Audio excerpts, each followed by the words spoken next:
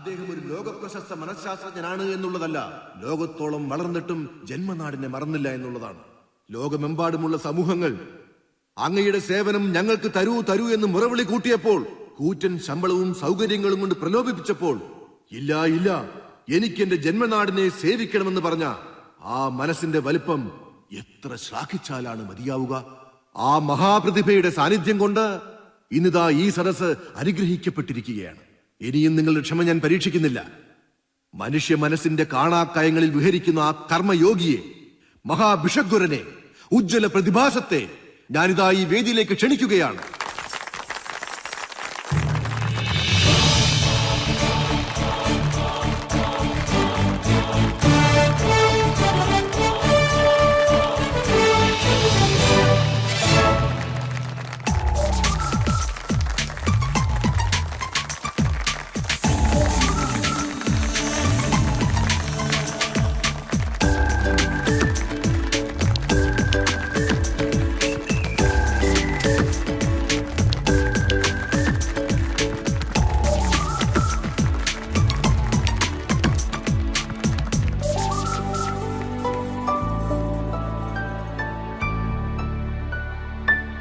പ്രിയപ്പെട്ട ഭ്രാന്തന്മാരെ, ഭ്രാന്തികളെ, എല്ലാവർക്കും എന്റെ നമസ്കാരം. ആരും മുഷിയരുത്. ഒരു മനഃശാസ്ത്രജ്ഞന്റെ കണ്ണിൽ മറ്റേതൊരാളും ഒരു മനോരോഗിയാണ്. Every other man is mad. I can prove it if each and every one of you are ready to come to me and answer my 6 or 7 questions. വലിയ ചില പദവികളിൽ ഇരിക്കുന്നവനെ ഒറ്റ നോട്ടത്തിൽ ഒരു ഭ്രാന്തനായി നമുക്ക് തോന്നുകയില്ല. പക്ഷെ അയാൾക്കുമുണ്ടാകും ഭ്രാന്ത്, അധികാരത്തിന്റെ ഭ്രാന്ത്, തന്റെ കീഴിലുള്ളവരെ ചവിട്ടിത്തേച്ച് കാൽ കീഴിൽ നിർത്താനുള്ള ഭ്രാന്ത്. ജോർജ് ബുഷിന് ഭ്രാന്തില്ലേ? അമേരിക്ക ഒന്നാം ലോക രാഷ്ട്രമാണെന്നുള്ള അഹങ്കാരം അയാളുടെ സമനില തെറ്റിച്ചില്ലേ? ഇറാഖിലെ ആയിരക്കണക്കിന് നിരപരാധികളായ സാധാരണ ജനങ്ങളെ വെടിവെച്ചും ബോംബിട്ടും അയാൾ കൊന്നില്ലേ? ബ്ലൂ ഓറഞ്ച് എന്ന രാസായുധം ഉപയോഗിച്ച് കുർദുകളെ കൊന്നൊടുക്കിയ സദ്ദാമിന് രോഗമില്ലേ? രാജാവിനെ പോലെ ജീവിക്കാനുള്ള സമ്പാദ്യമുണ്ടായിട്ടും അഫ്ഗാൻ അതിർത്തിയിലെ ഏതോ മലയിടുക്കിൽ പൊള്ളുന്ന വെയിലും ചൂടുകാറ്റുമേറ്റ് ബിൻ ലാദൻ അലയുന്നു. എന്തുകൊണ്ട്? എന്തുകൊണ്ട്? ചിന്തിക്കൂ സുഹൃത്തുക്കളെ, ചിന്തിക്കൂ. ലൈംഗിക ഭ്രാന്ത്, ജാതി ഭ്രാന്ത്, മതഭ്രാന്ത്, രാഷ്ട്രീയ ഭ്രാന്ത്, പണഭ്രാന്ത്, സുഖലോലുപതാ ഭ്രാന്ത്, അസൂയ ഭ്രാന്ത്, ഇതിലേതെങ്കിലും ഒന്നില്ലാത്ത ഒരാൾ ഈ സദസ്സിലുണ്ടെങ്കിൽ മുന്നോട്ട് വരൂ സുഹൃത്തെ. ആരുമില്ല, ഉണ്ടാവില്ലെന്ന് അറിയാവുന്നത് കൊണ്ടാണ് ഞാൻ ആദ്യമേ പ്രിയപ്പെട്ട ഭ്രാന്തന്മാരെ, ഭ്രാന്തികളെ എന്ന് സംബോധന ചെയ്തത്. അല്ലെങ്കിലും വിവേകാനന്ദൻ പറഞ്ഞിട്ടുണ്ടല്ലോ കേരളം ഒരു ഭ്രാന്താലയമാണെന്ന്. പക്ഷേ ഇന്ന് അദ്ദേഹത്തെ വെല്ലുവിളിക്കാനുള്ള ആത്മധൈര്യം എനിക്കുണ്ട്. ഫ്രോയിഡിന്റെയും യൂങ്ങിന്റെയും മറ്റനേകം ലോകോത്തര മനോരോഗ വിദഗ്ധരുടെയും മനസ്സുകളിലൂടെ എത്രയോ ഉറങ്ങാത്ത രാത്രികൾ ചെലവഴിച്ച് ഞാൻ സഞ്ചരിച്ചു. ഇപ്പോഴെനിക്ക് പറയാൻ കഴിയും, സമചിത്തതയുള്ള ഒരു സമൂഹമായി കേരളത്തെ ഞാൻ മാറ്റും. നിങ്ങൾക്ക് കഴിയുമെങ്കിൽ ലാദനെയും സദ്ദാമിനെയും ബുഷിനെയും എന്റെ അടുത്തേക്ക് കൊണ്ടുവരൂ. ഞാൻ മാറ്റാം അവരുടെ അസുഖം. കൊണ്ടുവരൂ, കൊണ്ടുവരൂ, കൊണ്ടുവരൂ.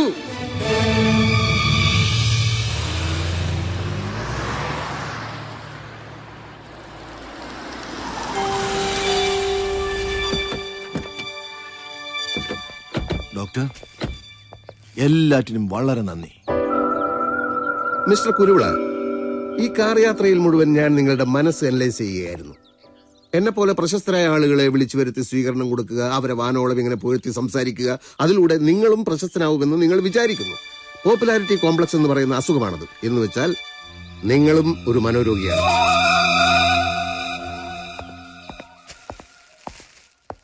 നിന്റെ അധിക പ്രസംഗം കഴിഞ്ഞ ഉടനെ കവടിക്കരയിലെ സുകുമാരൻ നായർ ഇവിടെ വിളിച്ചിരുന്നു. എന്താ നിന്റെ വിചാരം? ആളുകളെ കയറി പ്രാന്തമാരെന്ന് വിളിക്കുക? എല്ലൊടിയാതെ നീ ഇവിടെ തിരിച്ചെത്തിയതേ എന്റെ പ്രാർത്ഥന ഉണ്ടാവുന്ന കൂട്ടിക്കോ. കഷ്ടം. കുട്ടിക്കാലത്ത് മൂക്കൾ വലിപ്പിച്ച് കിടന്ന ആ കോന്തൻ ചെക്കനായിട്ടാണ് അമ്മ ഇപ്പോഴും എന്നെ കാണുന്നത്. കാലിഫോർണിയയിലും ബ്രസൽസിലും ജനീവയിലും ഞാൻ സഞ്ചരിച്ച നിർത്ത്. ഇത് കേട്ട് കേട്ട് എനിക്ക് മതിയായി. നിന്റെ കണ്ണി മറ്റുള്ളവർക്കല്ലേ പ്രാന്ത്, എന്റെ കണ്ണി നിനക്കാ പ്രാന്ത്.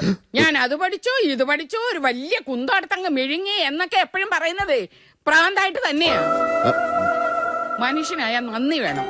അമേരിക്ക 2 കൊല്ലം പഠിച്ചല്ലേ നീ, എന്നിട്ടും ജോർജ് ബുഷിന് വട്ടാണെന്ന് നീ പറഞ്ഞു കളഞ്ഞില്ലേ? ബുഷ് എന്നെ പഠിപ്പിച്ചിട്ടില്ലല്ലോ. എന്നാലും നിനക്ക് ഷെയ്ക്കാൻ്റെ എന്ന ആളല്ലേടാ അയാള്. പാവം മനുഷ്യൻ. അയാൾ ഷെയ്ക്കൻഡ് ചെയ്യുമ്പോൾ ഞാൻ എന്താണ് ചെയ്യുന്നത് നമ്മൾ ശ്രദ്ധിച്ചോ? അയാളുടെ കണ്ണുകളിലേക്ക് ഞാനൊരു ഹിപ്നോട്ടിക് നോട്ടം നോക്കി. ഒരു നിമിഷം കൊണ്ട് നഗ്നമായ അയാളുടെ മനസ്സ് ഞാൻ കണ്ടു.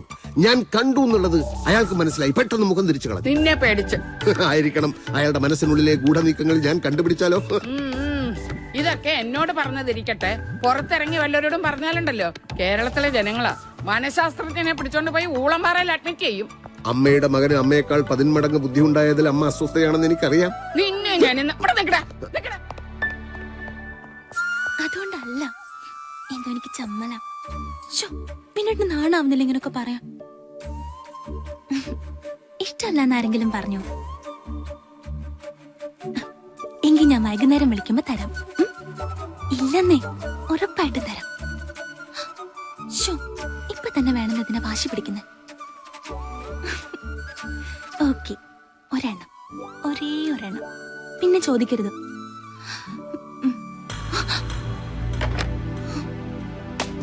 കഴിഞ്ഞ മാസം ഒറ്റയടിക്ക് 4000 രൂപയുടെ വ്യത്യാസം ഫോൺ ബില്ലിൽ കണ്ടപ്പോ ഞാൻ കരുതി BSNL-കാർക്ക് തെറ്റിയതായിരിക്കുമെന്ന്. നിങ്ങളുടെ കല്യാണം ഒരു ധാരണ മാത്രമേ ആയിട്ടുള്ളൂ. ഇനി മോതിരം മാറൽ, കല്യാണ തീയതി നിശ്ചയിക്കൽ, പിന്നെ കല്യാണം, എല്ലാം കൂടി എത്ര മാസം എടുക്കുമെന്നൊരു നിശ്ചയവും. അത്രയും കാലം ഫോണിൽ കിസ് ചെയ്താൽ എന്റെ കാശ് എത്ര പോകുമെന്ന് ആർക്കറിയാം? നിൽക്കണേ ഇവിടെ. MSW പാസ്സായിട്ടുണ്ടല്ലോ, ഉടൻ തന്നെ ഏതെങ്കിലും ജോലി കയറ്. എന്നിട്ട് ശമ്പളം കിട്ടുമ്പോ ഒരു സെൽഫോൺ വാങ്ങിച്ച് വിനോദമായിട്ട് ഇഷ്ടം പോലെ സംസാരിച്ചു. വിനിയേട്ടൻ പറയുന്നത് ജോലിക്കൊന്നും പോകണ്ടെന്നല്ലേ? എങ്കിൽ ഇവിടുത്തെ ഫോൺ ബില്ല് അവനോട് അടക്കാൻ പറ. നീ എപ്പോഴാ ബാംഗ്ലൂർ പോകുന്നത്? തീരുമാനിച്ചിട്ടില്ല. എന്തിനാ നീ ഇപ്പൊ ബാംഗ്ലൂർ പോന്നേ? അത് പിന്നെ ഒന്നുമില്ല, വെറുതെ. വെറുതെ ആണെങ്കിൽ ബാംഗ്ലൂരിൽ തന്നെ പോണമെന്നുണ്ടോ? വല്ല നെടുമങ്ങാട്ടോ സുൽത്താൻ ബത്തേരിയിലോ പോയാ പോരെ? അല്ല, ഞാൻ ബാംഗ്ലൂർ പോകുന്ന കാര്യം അമ്മയോട് ആര് പറഞ്ഞു? അതാരെങ്കിലും ആയിക്കോട്ടെ, എന്താ നിന്റെ ഉദ്ദേശം? ഇവളും വിനോദുമായിട്ടുള്ള കല്യാണം തീരുമാനിച്ചിരിക്കാന്നുള്ള ഓർമ്മ വേണം. അതും ഈ ബാംഗ്ലൂരുമായിട്ട് ബന്ധമുണ്ടല്ലോ. വിനോദിന്റെ പെങ്ങളെ അനുപമ ബാംഗ്ലൂരിലല്ലേ പഠിക്കുന്നേ? ഇവളെ പെണ്ണ് കാണാൻ വിനോദിന്റെ കൂടെ അവൾ ഇവിടെ വന്നപ്പോ ഞാൻ ശ്രദ്ധിച്ചതാ. അവളോടുള്ള നിന്റെ ഒരു കുഴച്ചിലും മറിച്ചിലും. അമ്മ വേണ്ടാത്തത് ഓരോന്ന് പറയരുത്. നിന്റെ ഒരു വിരൽ അനങ്ങിയാ എനിക്ക് മനസ്സിലാവും അതെന്തിനാണെന്ന്. നീ ഇടയ്ക്കിടയ്ക്ക് ഫോൺ വിളിക്കാറുണ്ടെന്നോ അങ്ങോട്ട് ചെല്ലുന്നുണ്ടെന്നോ ഒക്കെ അവള് തന്നെയാ പറഞ്ഞത്. ആ കുട്ടി വിളിച്ചോ? നീ ചെല്ലുന്ന ഡേറ്റ് അറിയാൻ. നിന്റെ പകുതി പ്രായമുള്ള ആ കുട്ടിക്ക് വിനോദ് അറിഞ്ഞാ നിന്റെ കാലവൻ തല്ലി ഓടിക്കും. അമ്മ, ഞാൻ ഒന്നും മിണ്ടാടാ. എന്നാ ഞാൻ ഇനി സത്യം പറയാം. ലോകമറിയുന്ന മനഃശാസ്ത്രജ്ഞനാവാനുള്ള യാത്രയിൽ മറ്റെല്ലാം മറന്നവനാ ഞാൻ. വിവാഹം, കുടുംബം, കുട്ടികൾ എല്ലാം. ഇപ്പൊ വയസ്സ് ഒരുപാടായി. പക്ഷേ മനസ്സ് ഒരു പ്രഹേളികയാണമ്മേ. അത് നമ്മുടെ നിയന്ത്രണത്തിലല്ല. കടിഞ്ഞാണില്ലാത്തൊരു കുതിരയാണത്. പക്ഷെ അമ്മ ഒന്നുകൊണ്ട് പേടിക്കണ്ട. വയസ്സിന്റെ ഈ കോംപ്ലക്സ് കാരണം ഞാൻ ആ കുട്ടിയോട് ഒന്നും വെളിപ്പെടുത്തിയിട്ടില്ല.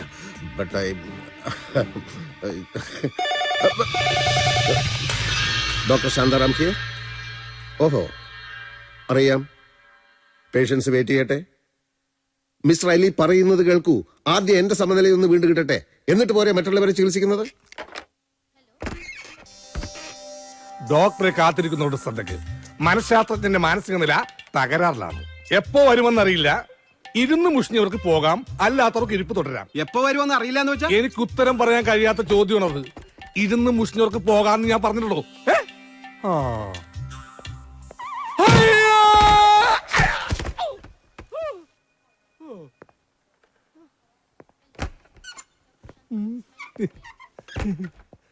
ആരാടാ എന്നെ ഇടം കാലിട്ടത്?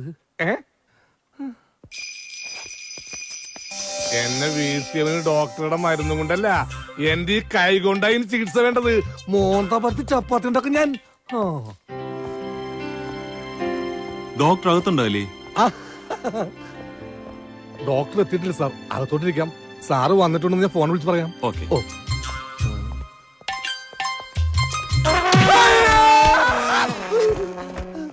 എന്തു പറ്റി? തറയൊന്ന് സ്ലിപ്പായതാ സാറേ. 2 തറയോട് മാറ്റാനുണ്ട്. ഞാനിപ്പോ തന്നെ ഡോക്ടറെ വിളിക്കാം.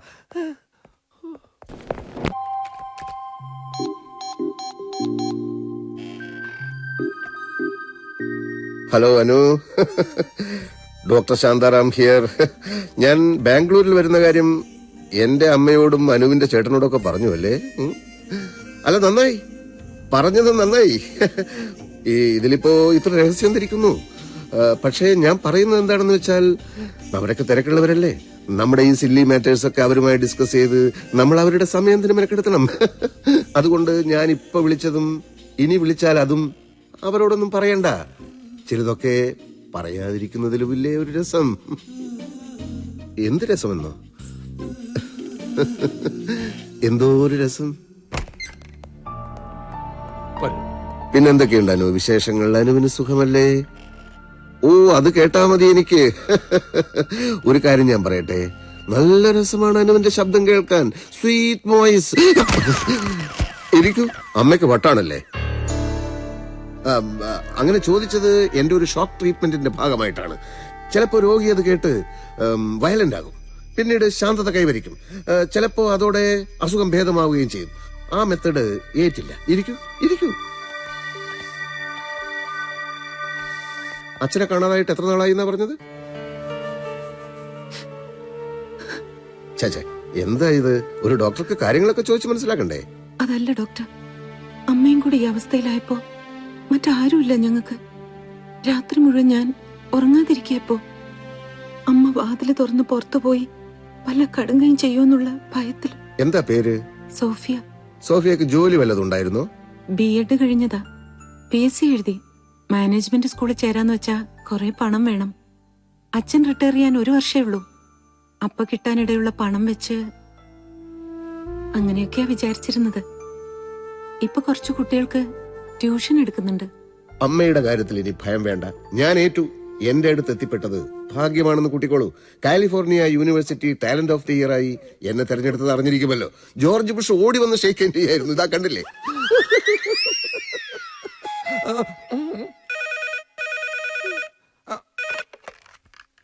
ഹലോ, ഡോക്ടർ ശാന്താറാം എന്റെ ക്ലിനിക് ഉണ്ടല്ലോ. ഡോക്ടർ പതിപോലെ ബുഷിന്റെ കാര്യം പറഞ്ഞോണ്ടിരിക്കുക. ആരാ? ഉടനെ വരൂ.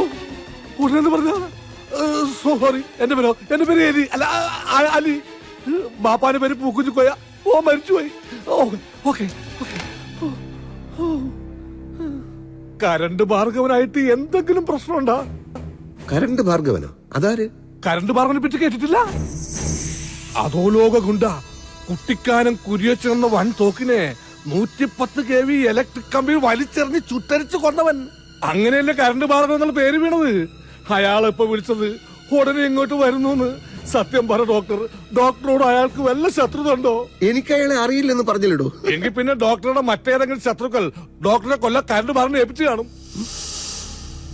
എനിക്ക് ഏത് ശത്രുക്കൾ? എല്ലാ മനഃശാസ്ത്രജ്ഞന്മാരും തമ്മി ശത്രുക്കളല്ലേ? എങ്കിലും അവൻ വരട്ടെ. അവൻ കരണ്ടാണെങ്കിൽ ആ കരണ്ടിന് ഫ്യൂസ് ചെയ്യാൻ വരും. എന്റെ മുമ്പിൽ വന്നാൽ അവന്റെ കൈകാലുകൾ ചലിക്കുകയില്ല. ഹിപ്നോട്ടൈസ് ചെയ്ത് ഫ്രീസ് ചെയ്ത് കളയും ഞാൻ. അപ്പൊ കുട്ടിക്ക് എത്ര മക്കളാണെന്നാ പറഞ്ഞത്? ഓ സോറി, മക്കളല്ല, അമ്മ. കുട്ടിക്ക് ഒരമ്മയാണല്ലേ ഉള്ളത്? അച്ഛനും ഒന്നല്ലേ ഉള്ളൂ. അയാൾ എന്തിനാ നാട് വിട്ടുപോയത്? അലി എവിടെ പോകുന്നു? ഞാൻ പുറത്ത് നിൽക്കാം. വേണ്ട, അകത്ത് നിന്നോളൂ. പുതിയ രോഗികൾ ആരെങ്കിലും വന്നിട്ടുണ്ടോ എന്ന് നോക്കാനാ. നോക്കിയില്ലെങ്കിലും അവര് വന്നോളും. ഇപ്പൊ ഇവിടെയുള്ള രോഗിയുടെ കാര്യം ശ്രദ്ധിക്കൂ. അത് ഡോക്ടർ നോക്കുന്നുണ്ടല്ലോ. ഞാൻ വരുന്നത് വരെ താൻ നോക്കണം. അതിന് ഡോക്ടർ എവിടെയെങ്കിലും പോകുന്നുണ്ടോ? ഇന്നലെ തുടങ്ങിയതാ എന്റെ സ്പൈനൽ കോഡിനൊരു വേദന. അത് ഹിപ്നോട്ടിസ് ചെയ്ത് ശരിയാക്കൂടെ? അല്ലെങ്കിൽ ഫ്രീസ് ചെയ്യാം.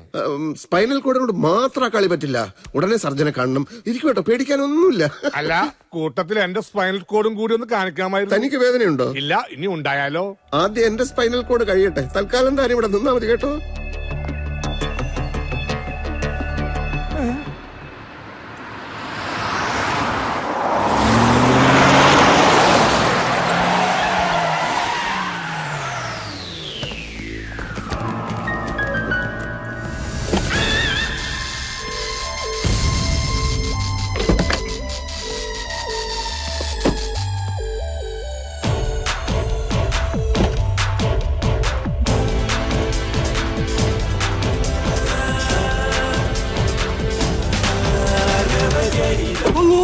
അത് തന്നെ കരണ്ട്.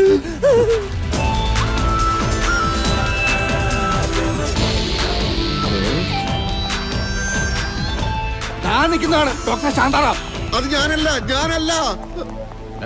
പിടിയടാവനെ. ഡോക്ടറെ,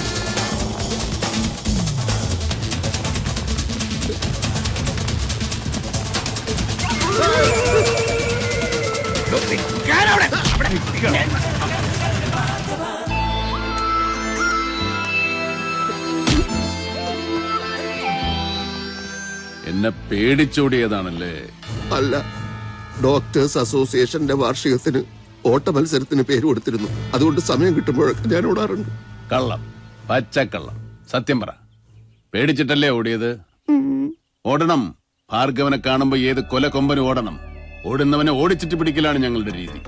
ഇരയെ വേട്ടയാടി കൊന്നു തിന്നുന്നതാണ് ഞങ്ങളുടെ ശൈലി. ഞാനൊരു തെറ്റും ചെയ്തില്ലല്ലോ. അതൊക്കെ അകത്ത് നിന്നിട്ട് പറയാം. കമാൻ അണ്ണാ, ഒരു സെക്കൻഡ്.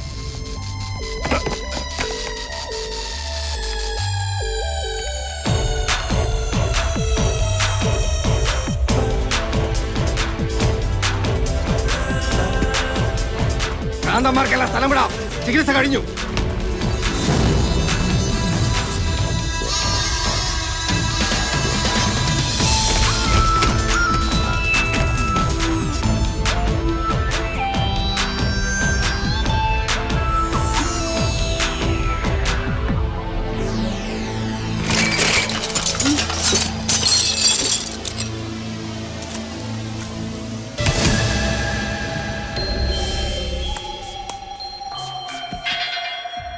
ഇരുന്നോളൂ. നിൽക്കുന്നതാ എനിക്കിഷ്ടം. ഇരിക്കണം. എന്നെ പറ്റി കേട്ടിട്ടുണ്ടോ? ഉവ്വ്. എന്താ കേട്ടത്? വളരെ നല്ല മനുഷ്യനാണെന്നാ കേട്ടത്. ഒരു ഉറുമ്പിനെ പോലും നോവിക്കാത്ത. ഉറുമ്പിനെ നോവിച്ചിട്ട് എന്താണോ കാര്യം? ഉറുമ്പല്ല എന്റെ ശത്രു, പോലീസാണ്, കോടതിയാണ്, ഭരണകൂടമാണ്. ഇതിനെയൊക്കെ ഞാൻ നോവിക്കും. നോവിച്ചിട്ടുണ്ട് ഭാർഗവൻ. തെളിവുകളില്ലാത്തതുകൊണ്ട് മാത്രം ജയിലിന് പുറത്ത് കഴിയുന്നവനാണ് ഞാൻ. വല്ലവനും തെളിവും കൊണ്ട് വന്നാൽ പിന്നെ അവൻ വെള്ളം കുടിച്ചാകുകയല്ല. അത് വേറെ കാര്യം. മനസ്സിലായോ? കഞ്ചാവ് കൃഷിയാ എന്റെ മെയിൻ പണി. കൂട്ടത്തിലെ ആളക്കൊല്ലും ആനക്കൊമ്പും എല്ലാ പരിപാടിയുണ്ട്. എന്നെ ഒതുക്കാൻ നോക്കിയവനൊക്കെ ഞാൻ ഒതുക്കിയിട്ടേ ഉള്ളൂ. കേട്ടിട്ടുണ്ടോ കുട്ടിക്കാനം കുരിയച്ചന്റെ കഥ? 110 kV ഇലക്ട്രിക് കമ്പിയിൽ. അത് തന്നെ. ഇതൊക്കെ അറിഞ്ഞിട്ടാണോ ഞാൻ നല്ലവനാണെന്നാ കേട്ടെന്ന് താൻ പറഞ്ഞത്? അല്ല, മോശമായിട്ടാ കേട്ടതെന്ന് പറഞ്ഞാൽ ഇഷ്ടപ്പെട്ടില്ലെങ്കിലോ എന്ന് കരുതി. അത് ന്യായം. എന്നാ കേട്ടോ, ഞങ്ങൾ ഈ അധോലോക നായകന്മാർക്ക് മോശം കേൾക്കാനാ കൂടുതൽ ഇഷ്ടം. അതവിടെ നിൽക്കട്ടെ. ഇപ്പൊ എത്ര രൂപ ബാങ്ക് ബാലൻസ് കാണും? ഒരു 50,000 കാണും. അത് പെങ്ങളുടെ കല്യാണ ചെലവിന് വെച്ചതാ. പക്ഷെ സാരമില്ല, വേണമെന്നുണ്ടെങ്കിൽ ഇപ്പൊ തന്നെ ചെക്ക് എഴുതരാം.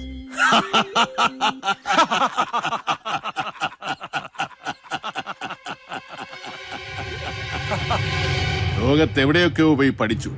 ഇക്കാലം അത്രയും പണിയെടുത്തു. എന്നിട്ട് മിച്ചം വെച്ചത് 50,000 ഉലുവ. ഞങ്ങൾക്കൊരു മാസം തോക്കിന് ഉണ്ട വാങ്ങിക്കാൻ വേണം 5 ലക്ഷം രൂപ.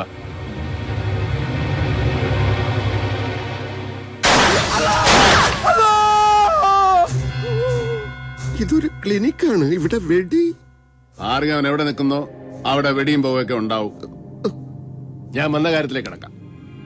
വേറൊരു അധോലോക നായകൻ ബോംബെയിലുണ്ട്. ഞങ്ങൾ ഫ്രണ്ട്സാ. വെടിയും കുത്തും ആനക്കൊമ്പും ഒക്കെ തന്നെ അവന്റെയും പണി.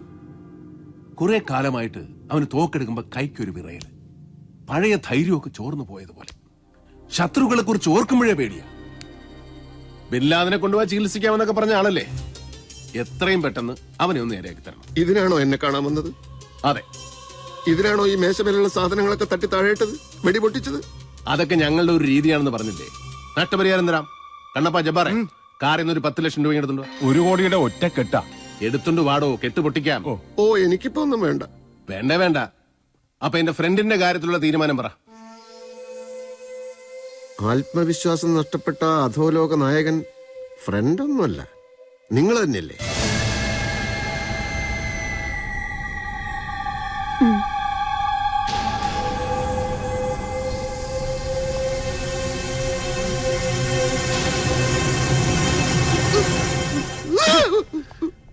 നിങ്ങൾ ഇയാളെ പറ്റി പറഞ്ഞപ്പോ ഞാൻ ഇത്രയും വിചാരിച്ചില്ല.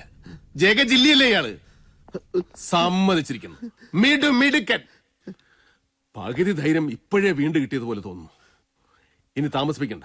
ഗുളികെ അരിഷ്ടോ എന്താന്ന് വെച്ചാൽ തന്നോളൂ. എനിക്ക് എത്രയും പെട്ടെന്ന് പഴയ ഭാർഗവനാകണം.